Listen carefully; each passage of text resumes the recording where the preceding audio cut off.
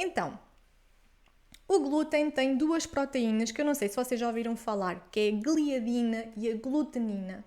E estas proteínas, que são as principais proteínas do glúten, são elas as responsáveis em parte, pelo aumento da massa do glúten, né, quando ela está a levedar, e também pela elasticidade do pão que toda a gente adora.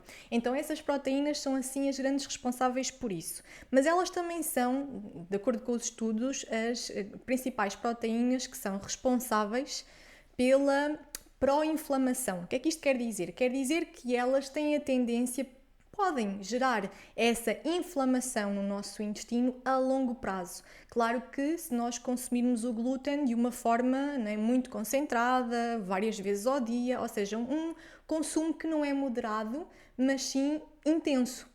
E claro que as fontes de glúten que nós consumimos também interferem com isso, né? Mais uma vez, a qualidade daquilo que nós comemos também tem um peso na forma como esse alimento interage com o nosso corpo.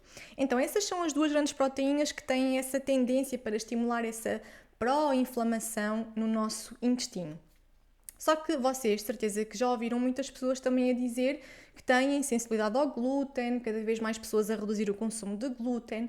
E porquê é que isto também está a acontecer cada vez mais? Porque se nós olharmos para, se calhar, se nós falarmos com os nossos avós, eles, se calhar, na altura deles, ninguém se queixava disso, ou muito pouca gente, não é?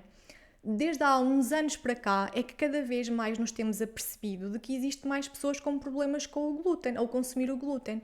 E isso vem de duas origens diferentes. Uma delas tem a ver com a qualidade dos produtos com glúten que nós consumimos hoje em dia, que são bem diferentes, infelizmente, do glúten que se calhar, não é, os nossos avós consumiam. Então os produtos são mais industrializados, são mais ultraprocessados, existem outros ingredientes à mistura que às vezes também não ajudam, não é? Como os conservantes, os açúcares artificiais, gorduras. Então tudo isso congemina para que a nossa reação a esse consumo seja mais exagerada.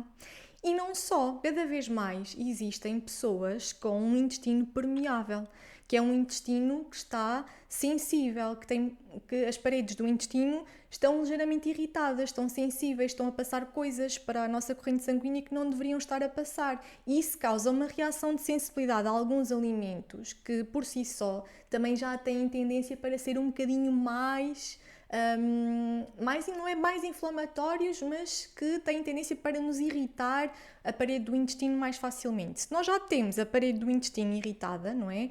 Ou sensível ou permeável, o que vai acontecer é que a nossa reação ao glúten é bastante mais exagerada. Então essas são as grandes duas causas pelas quais cada vez mais pessoas têm uma reação de sensibilidade ao consumo de glúten.